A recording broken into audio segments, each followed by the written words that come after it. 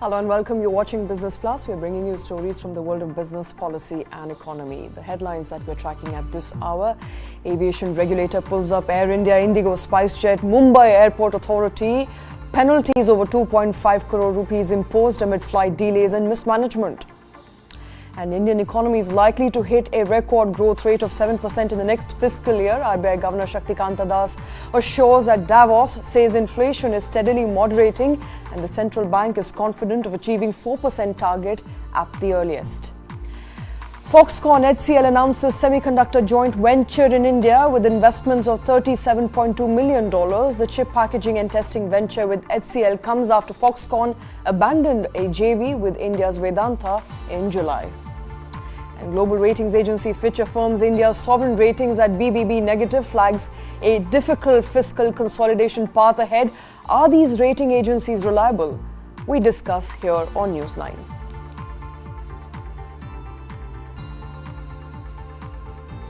And those are, of course, some of the top stories that we are tracking. I am Shweta, Kothari, with me is Kartik, Malhotra. Kartik, very good morning. Morning, Shweta. The top story that is coming in by the way of those flight delays that we've seen at Delhi Airport, Mumbai Airport and parts of North India in the last couple of days. We now know that fines have been imposed on airlines as well as the Mumbai Airport. So the first incident I want to perhaps talk about is those visuals I'd like to pull up on screens as well.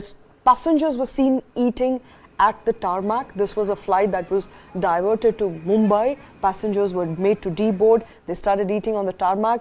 Now, regulators took note of that incident and penalties have now been imposed. Absolutely. So I think, Shweta, what we saw in these visuals, of course, which are on the screen right now, very clearly showing everybody out there that passengers had actually deboarded the plane. This was a Goa-Delhi bound flight 2195, if I'm not mistaken, and passengers were deboarded and they're sitting at the apron, they're sitting at the parking bay, and they've been served refreshments by Indigo.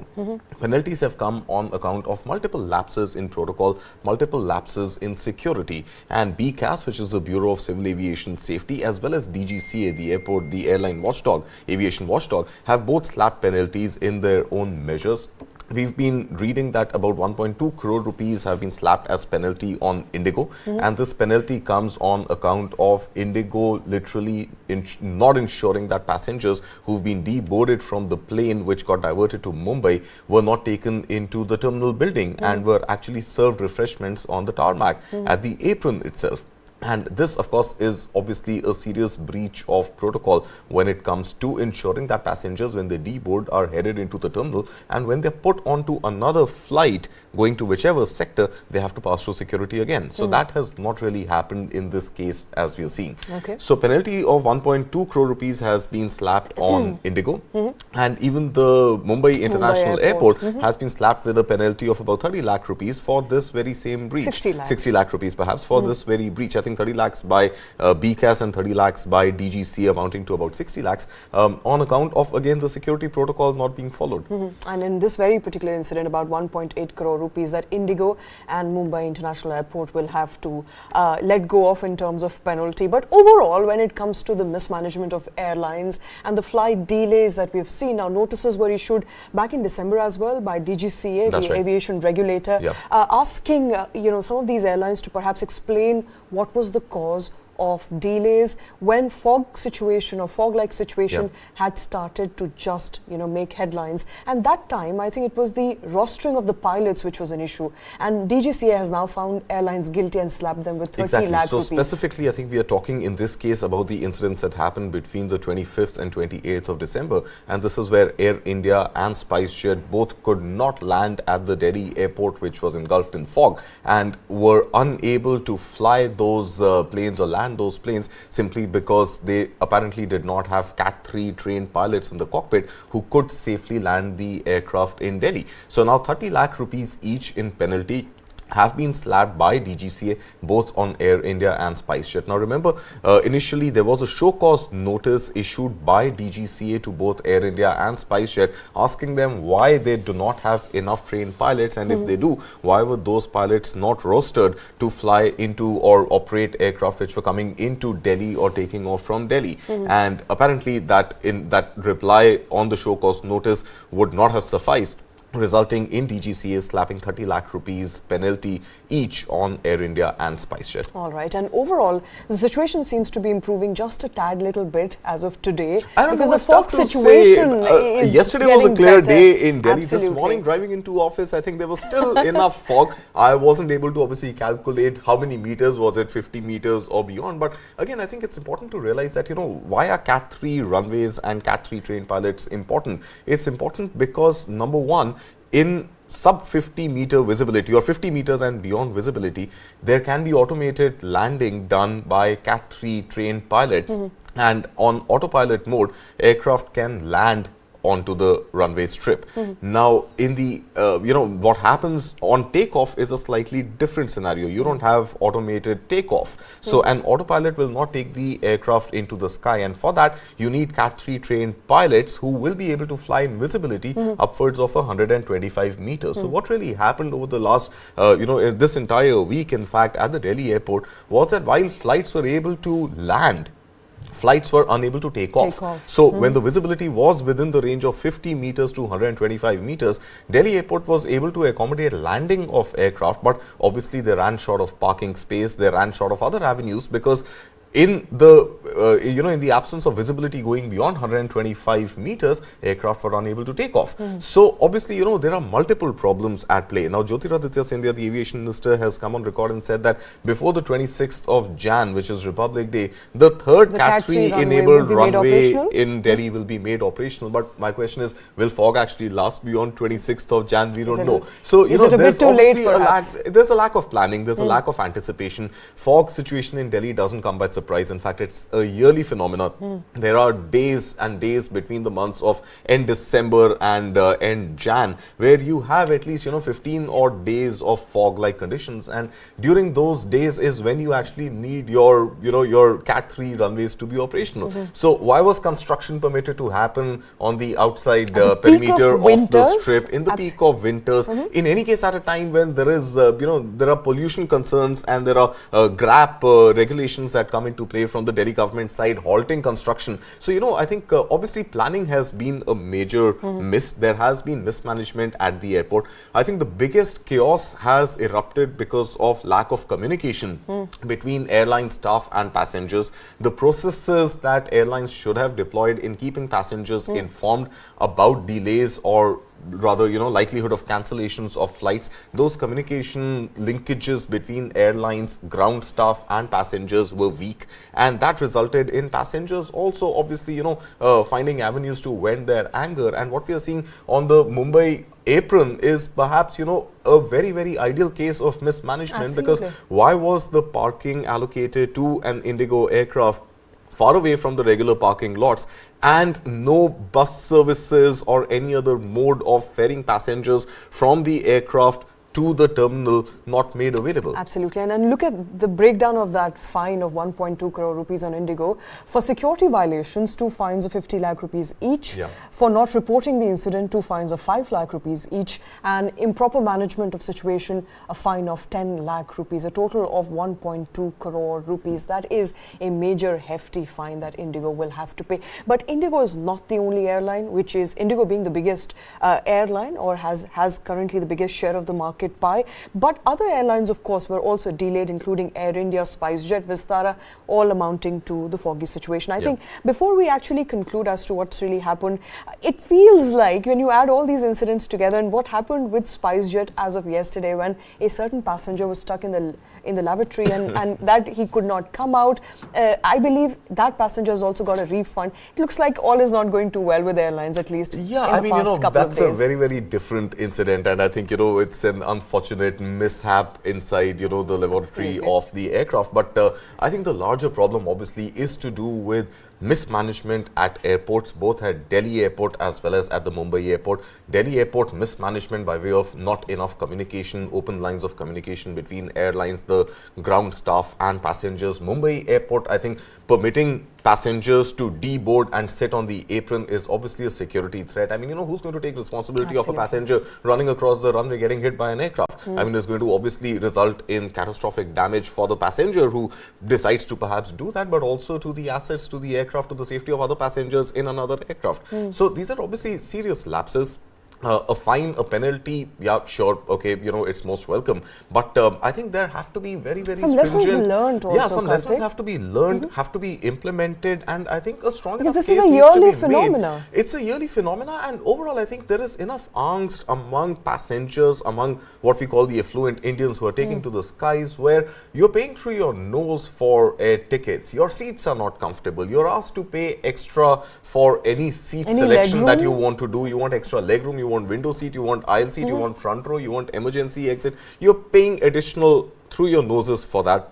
In addition to that, I mean, you buy a sandwich for 350 rupees. So overall, I think the seats are not comfortable. Look at Indigo, the flights that Indigo operates. The cushions are much slimmer, thinner, not the most comfortable. You're squeezing in more number of seats to be able to fly more number of passengers. There are restrictions on how much baggage you're allowed to carry. I mean, at one point it used to be 25 kgs, brought down to 23 kgs, 20 kgs, now it is 15 kgs. So overall, I think there is this angst, there is this rage among passengers that, we are paying you at every step. There are enough instances where what we should be paying to fly from point of origin to destination, what we end up paying is much higher. There are a lot of these hidden costs, these dark patterns in in the way seats are priced, and on top of that, there are flight delays. You're not informing us. DGCA has said any delay more than 3 hours should result in cancellation or the option for passengers to not fly. But where is that communication, and where is that seamlessness in making passengers? And passengers at the end of the day are not just cattle class passengers. While that is the class they might be flying, but at the end of the day, these are customers, and businesses need to be responsible towards their customers. Absolutely, and perhaps if the aviation regulator and the diktat put out by DGCA is complied with, there should be more and better communication as opposed to an opaque structure that currently operates at the moment, and passengers should be informed well in advance if a flight is either delayed or is subsequently cancelled upon waiting for 3 hours or more. We will of course keep tracking all those details coming out from what's happening in the aviation sector right after this very short break.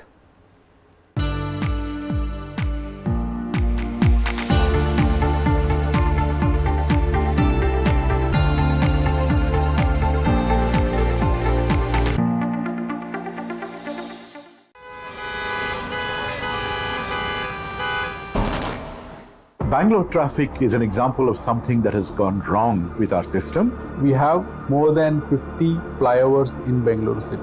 If flyover is a solution to traffic problem, Bangalore should not have traffic problem. According to TomTom Traffic Index 2022, Bangalore is ranked as the second worst city in the world when it comes to traffic. The speed limit at the ORR is 80 kilometers per hour, but our vehicle has only moved 10 kilometers per hour. What Bangalore needs is a surgery, but what we have been offered repeatedly are band-aids.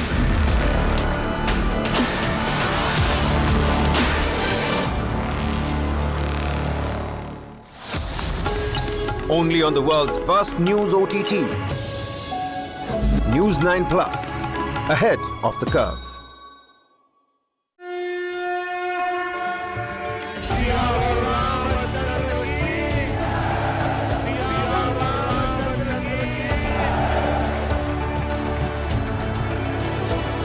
$392 pillars, 44 doors.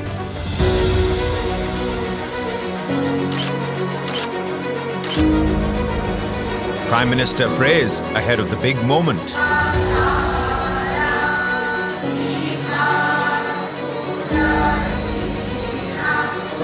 Special rituals in Ayodhya.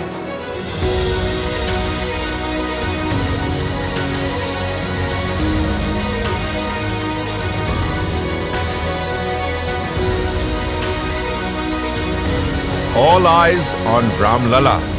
पूरी दुनिया उत्सुकता के साथ 22 जनवरी के ऐतिहासिक क्षण का इंतजार कर रही है. Pran Pratishtha. Rolling coverage. Only on News 9 Live. जानना है तो देखिए, समझना है तो सुनिए, सीखना है तो पूछिए, और कमाना है तो खरीदिए. जानकारी, सलाह और निवेश सब एक ही सुपर ऐप पर। पैसे का सवाल है तो जवाब है मनी 9। आजादी पैसे की, अभी डाउनलोड करें। How do you fulfill that promise? Because ultimately expectations have to be met. If you look at the political landscape, is it really changing for women? And what is the inability of the forces that dead bodies surface but not the living people?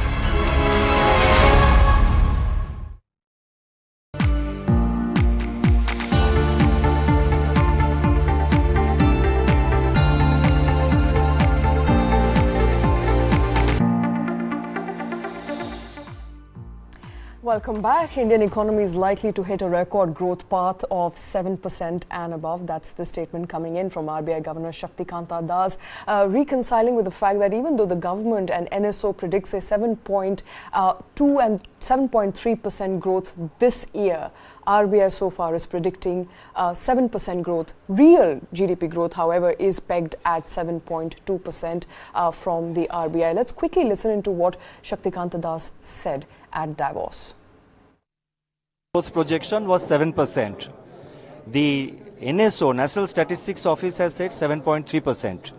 So in fact, when we said 7% for current year, there are a lot of opinion, a lot of views outside that RBI was over projecting. But in actuality, the National Statistics Office, which has a lot more data, has said 7.3% for current year. And for next year, that is the financial year 24-25, what I mentioned is that my sense is that India's GDP growth will touch 7%. There is growing confidence on India, and I think the international confidence on India is perhaps at an all-time high. Confidence on India is at an all-time high, Kartik, and 7% is the growth rate for this year as well as next year. That's the statement. But what's more important in all of this, from what he said, when I heard the entirety of that segment, was that the real GDP growth that RBI is projecting at the moment is slightly below with what NSO is saying. It says 7.2, NSO is saying 7.3 right now. Yeah, so no, I think what you're referring to is the real GDP and not the nominal. The nominal GDP is what RBI is saying 7%. And in fact, if you remember when the data for Q2 came out, the growth rates, the numbers for Q2 came out in early December, late November, early December. That is when RBI had actually revised its projection for the financial year upwards from 6.5%, a full 0.5% to 7%. Now, what Governor Shaktikanta Das is saying is that while RBI continues to stick with a 7% projection against the NSO, which is pegging it higher at 7.3% for this financial year, he's saying that RBI is also confident, and he in his personal capacity is also confident, that even FY25, which is the next financial year, will see the economy ticking at an annualized growth rate of 7%. And that, I think, is broadly, the understanding of India's overall required growth rate to be able to breach that $5 trillion mark by 27-28. And if that were to be the long-term average also of India's growth, then by FY47, I beg your pardon, India will be a $30 trillion plus economy, right? So broadly, 7% is the expected, required, annualized average growth rate for India for the next 25 years. Now, obviously, there will be years where we will hopefully surpass that 7% in great measure. There will be years where we will not be able to surpass that. In fact, we'll fall short. But overall, if it averages to about 7%, then yeah, that is I mean, I personally don't think it is still going to be good enough, simply because the per capita GDP also has to add up. And the fact that India's population continues to grow and India's economy not growing any faster than 7% will mean that we will still be stuck in that per capita income of about $2,000 or so, which is not going to be good enough, right? Absolutely. I mean, at best, even if that increases 7% year on year, inflation is going to deflate that real growth, and the per capita income and what people can buy with that $2,000 is really going to not really be sufficient 25 years from now. But that's a different story altogether. The second thing that Shaktikanta Das said was the world being confident on India, confident about India's projections, India's growth rate. I think no surprise there. And India has been the toast of the town across global forums, not just India's own presidency at G20, when the world had literally, come down to India, and there were the sessions and the whole pomp and show that we saw, and all for good reason and good measure. But even apart from that, any global forum that you consider, whether it is the IMF or the World Bank or, any other global institution out there, it is sticking its neck out and saying that India is going to be the fastest growing major economy in the world. IMF said India is going to be the bright spot, changed that to India is going to be the shining star. So, you know, we've seen these adjectives flow in, all for good reason. Now, specifically on the real GDP issue, I think Shaktikanta Das mentioned, and this has been reported, I haven't heard him say that, it's been reported that he's saying India's real GDP for FY25 could be 7.2%. Now, that seems a little counterintuitive to me, simply because what is nominal GDP, what is real GDP? Nominal GDP is the actual value addition in an economy by way of goods and services produced, right? Whereas the real GDP is actually inflation adjusted value of the nominal GDP. You know, that is exactly what I mentioned, because with NSOs predicting a 7.3% real GDP growth, while RBI is saying if you adjust it to inflation, it will be about 7.2%. So there's a difference of 0.1%. So how I understand this, Shweta, and I would love to be corrected on this, you know, and perhaps we can check with economists as well. If India's nominal GDP is 7%, then the real GDP, given that we are in an inflationary scenario, cannot be higher than the nominal GDP. If anything, it will have to be lower than the nominal GDP, unless there is some projection that there is going to be deflation, which seems very, very unlikely right now. Okay, but inflation going down could also have a positive impact. Inflation going down will still result in the delta between the nominal and the real GDP moving in the positive territory, going upwards rather than downwards. So I feel unless there is deflation, which is very, very unlikely to happen, the real GDP will not be higher than the nominal GDP. Right, so I think, so we'll have to cross-check that data once and see whether it has been reported correctly or not, and perhaps speak to a few economists to really understand, can there be a scenario where there could be a quarter or two of deflation in India? That seems very, very unlikely even in FY25. And since we are on inflation, Governor Das is also saying that the inflation has come down substantially from the summer of 2022. So the policy measures, of course, so I think fiscal tinkering has resulted in or something is what we saw, which is well within RBI's upper threshold of 6%. However, I think we have heard RBI Governor Shaktikanta Das time and again saying that RBI will want to hammer it down squarely to 4%. And unless it comes down or until it comes down to 4%, rate cuts are unlikely to happen. So while 5.6% inflation seems good, seems better than, you know, what it was in 2022 and 2022 onwards for a sustained period of time, it's not nearly near the 4% mark. So rate cuts are definitely not on the anvil as I see it. Not happening anytime soon as far as rate cuts is concerned. But RBI Governor assuring that India will grow at a stable rate of over 7% in the upcoming financial year as well. All those information, of course, coming from Davos, where RBI Governor is assuring world leaders of India's economic prowess. But shifting focus to another sector that we continue to closely track, and that is the semiconductor space. Foxconn and HCL have now announced a joint venture or a JV in the semiconductor space. Investments would be made by the two companies totaling to about $37.2 million. So months after that JV between Vedanta and Foxconn did not see the light of the day, it appears that Foxconn has now found a new partner. What's on the anvil? So, Shweta, again, I think, you know, semiconductors, ever since the government of India announced the 76,000 crore rupee outlay on semiconductors, it has had corporate India and global semiconductor players really, you know, come stare at the India opportunity with wide eyes open and really putting their little bets, some not too little bets. So we've seen, you know, from the Tata Group to Vedanta to Hiranandani to L&T to global players like Micron, all of them wanting to come set up plants in India, and Indian players obviously looking at multiple destinations within India to make their semiconductor investments sort of, you know, go forward. Now, what we are seeing in the case of HCL and Vedanta is that it's not likely to be a pure play manufacturing setup in India. It is what is referred to in the semiconductor business as an OSAT. So OSAT is your outsourced assembly and testing. So it looks like it's going to be an assembly and testing plant which could come up in India in this joint partnership. Now, Foxconn is expected to invest about $37 billion or so and own about 40% of this JV, while the rest of the investment comes in from HCL Group. HCL, again, I mean, you know, I think HCL is perhaps among the few IT companies in India which has the right to play and the right to win in the semiconductor space, given that it has been one of the earliest manufacturers of the 8-bit processors which went into the first generation of personal computers ever launched. In fact, a little anecdote here that 1976 is the year, and I've read it somewhere. One wouldn't really be able to vouch for it, but we know for a fact that 76 is the year that Apple started as a company and HCL started as an IT company. In fact, not an IT then, but a PC maker in India. And apparently,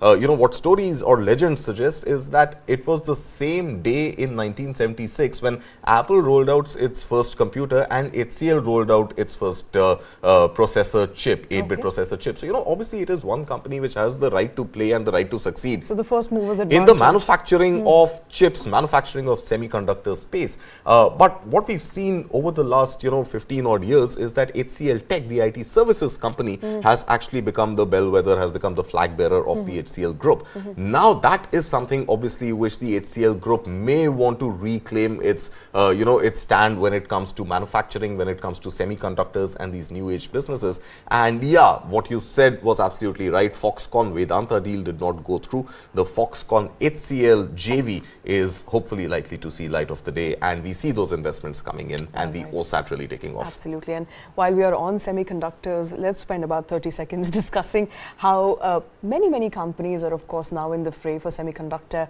business in India. We could see our first fab finally taking off in Gujarat by the end of 2024. That is the expectation. But a lot of companies are vouching for testing, packaging, which is where they're seeing possibilities for future. So even if you look at, let's say, HCL Tech's biggest competitor, Infosys just a week ago also announced the designing of semiconductors and semiconductor-based products in the technology space by the acquisition of InSemi. Right. So obviously, this entire semiconductor ecosystem, not just manufacturing of fabs, not just assembly and packaging of the semiconductor, bases, but also this entire ecosystem around designing, around creating solutions both in the IT space and in the real physical product space when it comes to the overall solutions that Indian IT companies want to provide to their clients across the world, resting on the back of design innovations, packaging innovations, product innovations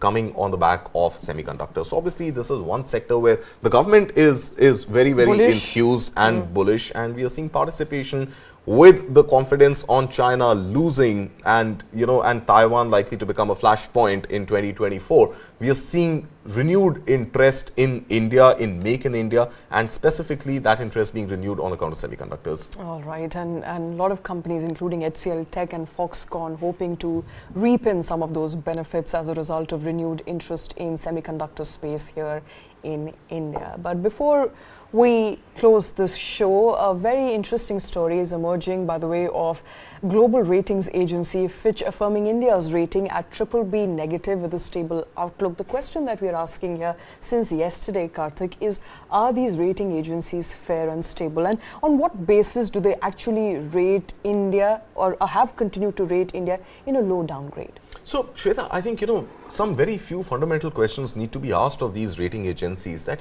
what are the bases, what are the weights that you're assigning to each of the growth parameters of countries, their defaults in the past, their potential of either companies within or the sovereign bonds or the sovereign, fundamentals of the country being questioned. You need to really go back and understand what weights are they assigning to which parameters, and hence, how is it that these ratings seem to be so skewed every time they're released? I mean, US was on the verge of a default. In fact, there were talks middle of last year, when the debt ceiling was to be raised by the US, and it was raised just in the nick of time.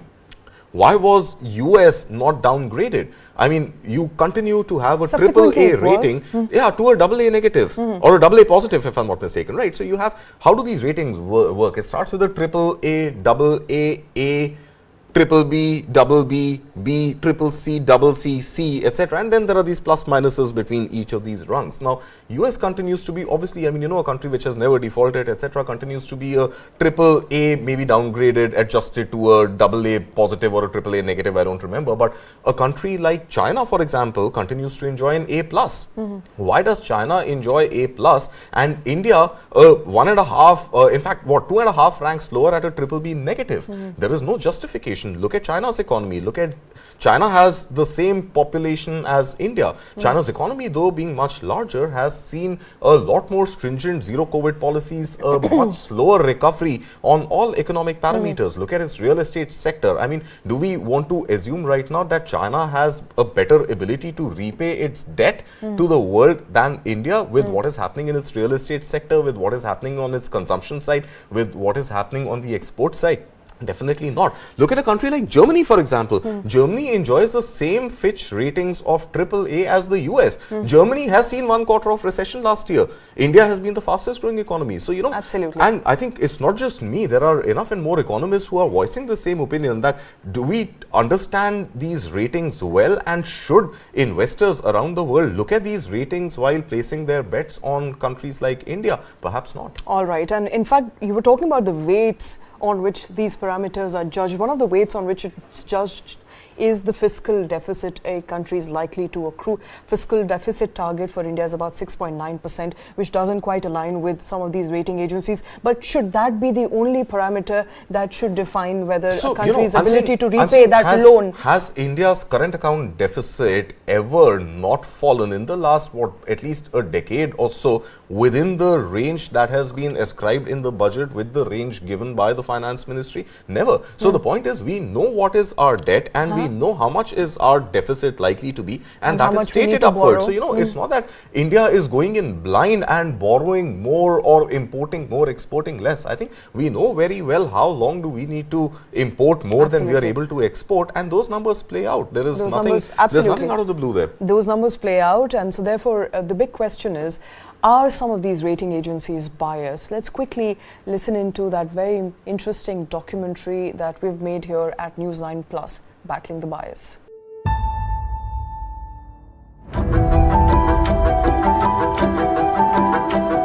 Well, all of these rating agencies have in the past not exactly covered themselves with glory. And many economies that have collapsed, and even many companies that have collapsed, have got glorious ratings. It's almost akin to saying that is Facebook or Twitter biased against India just because it was incubated in the West Coast? Suddenly they put us, India, at 161 out of 180 countries in press freedom. Now, I'm sure our press landscape is not perfect, but 161 out of 180, which puts us below Afghanistan and Sudan and Pakistan, which are all non-functioning countries. You've got to be kidding me.